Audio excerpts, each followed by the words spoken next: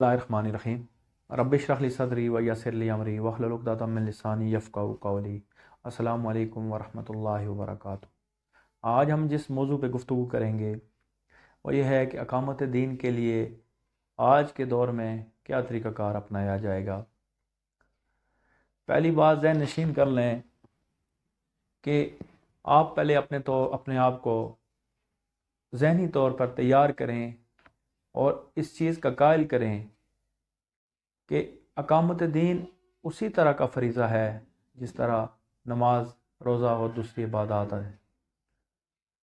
जब आपको शरह सदर हो जाए और आप दीन को समझ जाएं कि अकामत दीन भी मेरे लिए एक फ़र्ज़ है, तो फिर आपको एक नज़म के तहत आना होगा।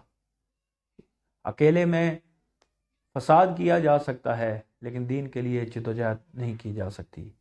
अकामत दीन के लिए ऐसे लोगों का इकट्ठा होना जो अकामत दीन के फ़लसफ़े को मानते हैं और इसको नज़रिया इस्लाम समझते हैं बहुत ज़रूरी है। फिर तरीक़ाकार पे बात की जा सकती है। उसके बाद इसके लिए नबी सल्लल्लाहु अलैहि वसल्लम ने जो तरीक़ाकार अपनाया वो हमारे लिए मशअल राह है। नबी सल्लल्लाहु अलैहि वसल्लम ने क्या तरीक़ा अपनाया? वो बैत का तरीक़ा था। तमाम सहाबा को बैत करते थे और अमीर की बात आपने ज़रूरी करार दी। आपने ये भी फरमाया कि जहाँ पे दो शख्स इकट्ठे हों तो वो एक को अमीर बना लें, क्योंकि इससे एक इज्तिमाइयत की झलक नज़र आती है, फ़ैसला साजी आसान होती है। पुराने दौर में अकामत दीन के लिए जिहाद किया जाता रहा।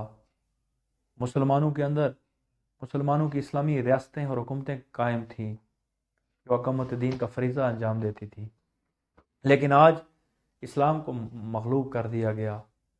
आपको कोई इस्लामी हुकूमत नज़र नहीं आएगी। तो आज क्या तरीक़ाकार अपनाए जा सकते हैं, हम उन पर गौर करते हैं। सबसे पहला जो तरीक़ाकार है वो इंतखाब का तरीक़ाकार है। आज पूरी दुनिया डेमोक्रेसी को मान रही है, जमहूरियत को मान रही है, तो क्या दीन नाफज किया जा सकता है इस तरीके से? मेरे ख़्याल में इंतखाबात के तरीके से किसी निज़ाम को तब्दील नहीं किया जा सकता। इंतखाबात के तरीके से आप उस निज़ाम का हिस्सा तो बन सकते हैं लेकिन उस निज़ाम को जड़ से उखाड़ के नहीं फेंक सकते।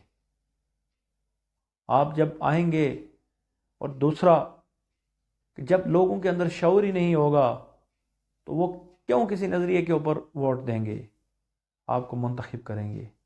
जब रोटी, कपड़ा और मकान का नज़रिया बुनियादी नज़रिया बना दिया जाएगा, जब पेट बुनियादी नुक्ता नज़र होगा वोट लेने में, तो निज़ाम किस तरह तब्दील किया जा सकता है।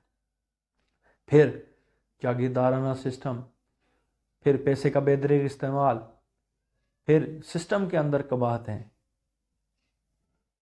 सिस्टम तो तब्दील करने कभी भी नहीं देंगी अगर आप किसी बुनियादी कुछ इंतखाबात में कामयाब भी हो सकते हैं। यह तरीक़ाकार कभी भी निज़ाम की तब्दीली के लिए नहीं हो सकता।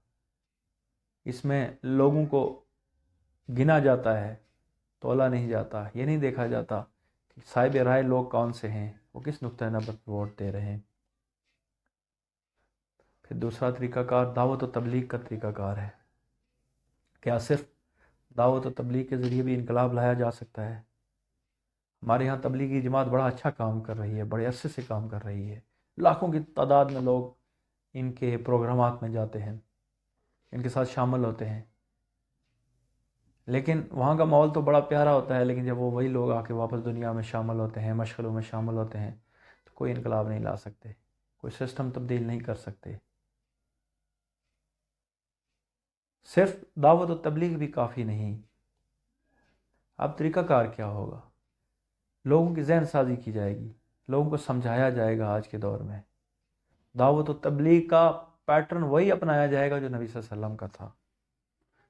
नमाज तो कहीं अरसे के बाद फ़र्ज हुई, रोज़े के फ़राइज़ भी काफ़ी अरसे बाद हुए। नबी सल्लल्लाहु अलैहि वसल्लम ने पहले ईमान पे मेहनत की, कुर्बानी का जज्बा पैदा किया और फिर जहन साजी की। जब जहन साजी हो गई तो वही माशरे के नफूस जो इस्लाम के सख्त दुश्मन थे, वही सरदार जो इस्लाम को बर्दाश्त नहीं करते थे, وہی خلیفۃ رسول بنتے ہیں، امیر المومنین بنتے ہیں بعد میں۔ آج اسی پیٹرن پہ آنا ہوگا جو نبی صلی اللہ علیہ وسلم کا پیٹرن ہے، نبی صلی اللہ علیہ وسلم کا طریقہ کار تھا، اور انقلاب بھی اسی طریقے سے آئے گا، تبدیلی بھی اسی طریقے سے آئے گی جو نبی صلی اللہ علیہ وسلم کا طریقہ ہے۔ وما علینا الا البلاغ۔